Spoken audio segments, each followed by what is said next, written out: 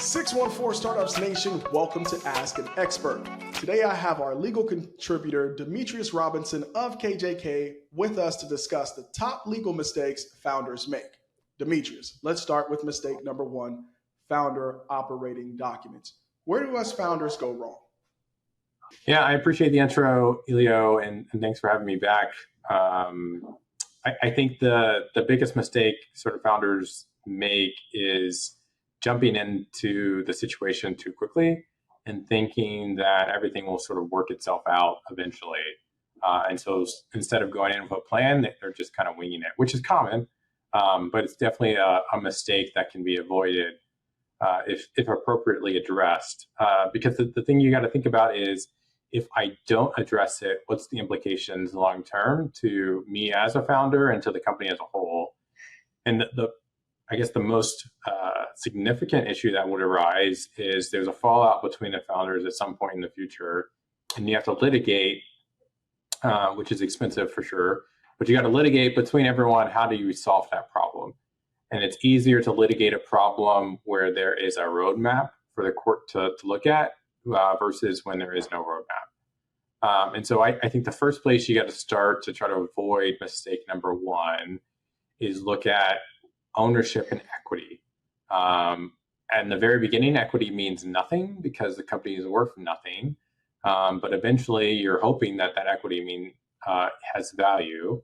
And the more it has value, the more conflict is going to arise as it relates to how to deal with things.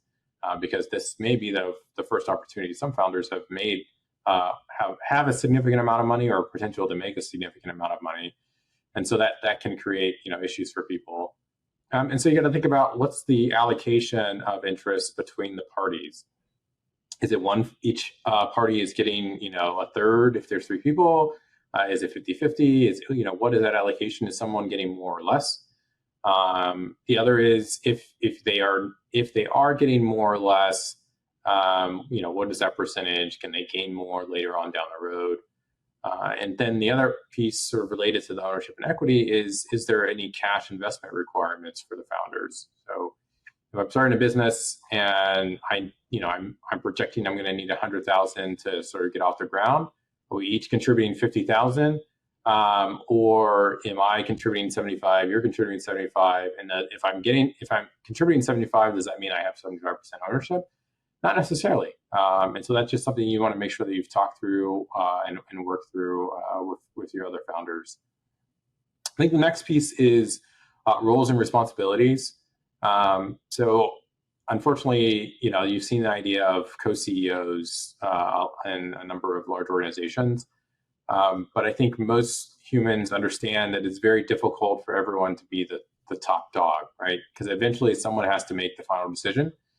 And someone has to be responsible for whether that's a good decision or a bad decision. And if there are more than one individuals that are empowered to make that decision, that potentially creates confusion down the road when you have multiple people who may report underneath you who are trying to figure out, who to go to get an answer.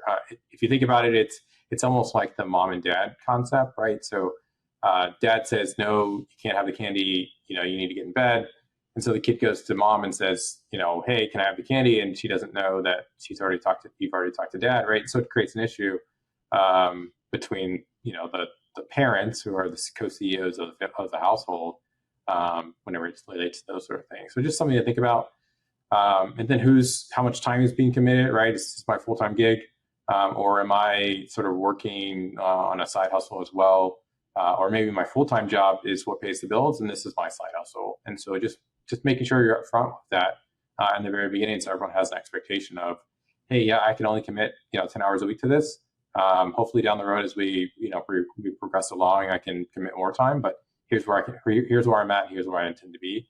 As long as everyone's communicating, then there shouldn't be a significant issue down the road. I think next one related to roles and responsibilities is kind of decision making. Who at the end of the day makes that final call? Who is empowered to do that? And if I cannot, do I need to make all decisions unanimously? If I need to make all decisions unanimously, then I may come to a standstill and the company may have to fold if we can't agree on something. So you want to have some sort of mechanism either a third party or decisions as it relates to, hey, if it's financial, then you get to make the final call. If it's operational, I get to make the final call, or whatever it may be. You just want some sort of mechanism in place to help with those decision-making pieces. And then the final, I think, as it relates to roles and responsibilities, is direction. So founders have a vision for what they want their organization to be. That's their job, that's their role.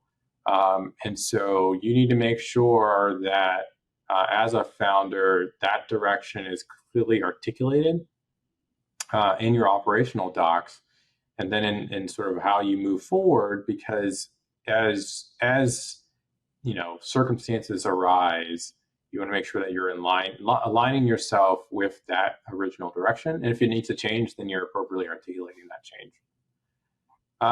So the next two, I'll try to walk through quickly, but there may come a point in time where you need to remove a founder.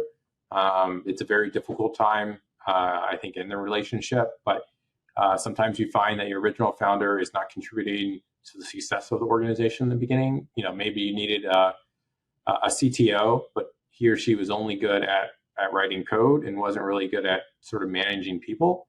And in that role, now that your organization has grown larger, you need him or her to actually manage people. And so you need to understand, how do I, remove that founder?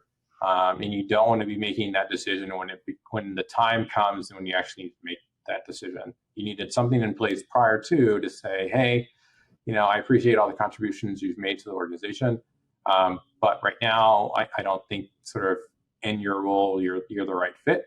And so, some sort of mechanism to help remove that individual from that role. And it may mean they get to keep their equity interest if they have one, or it means that you need a mechanism in place to acquire that interest so they can no longer, impact your organization or have a say of how your organization is running. So make sure you spell that out in some way, shape, or form. And how do you do that, right? So that's the big question so I've talked about all these problems that you need to address to avoid making mistakes, but how do you do that? And so I think the way to do that is you write it down. And traditionally, the way that we've used as writing those things down is we were using, operating agreements or shareholder agreements, your regulations or bylaws sort of articulate some of that sometimes. And if you're trying to get rid of a partner or a founder, sometimes you're using sort of buy-sell agreements as well as mechanisms to do that if something happens. And so those are your ways to articulate, hey, here's who we want to be, here's where we want to go, and here's how we're going to solve problems. Yeah, that's perfect. Didn't ever think there were so many things to consider. But again, I'm a first-time founder like many of you. And if you're building a founding team, you need to ask an expert. All right, guys, thank you for joining us on this edition of Ask an Expert. If you have a deeper question or you want an expert to help you figure this stuff out, reach out to our legal contributor, Demetrius Robinson of KJK. That's a wrap, folks. You can find this and all our episodes on our website, 614startups.com, Apple Podcasts, Spotify, Anchor, and all your favorite podcasting platforms. Don't forget to subscribe and write a review. If you'd like updates sent directly to your inbox, you can sign up for our weekly newsletter on the website. To engage in the 614 Startups community, follow us on LinkedIn, Twitter, Facebook, and Instagram at 614 Startups on all platforms and join the conversation. For sponsorship opportunities and collaborations, email us at info@614startups.com.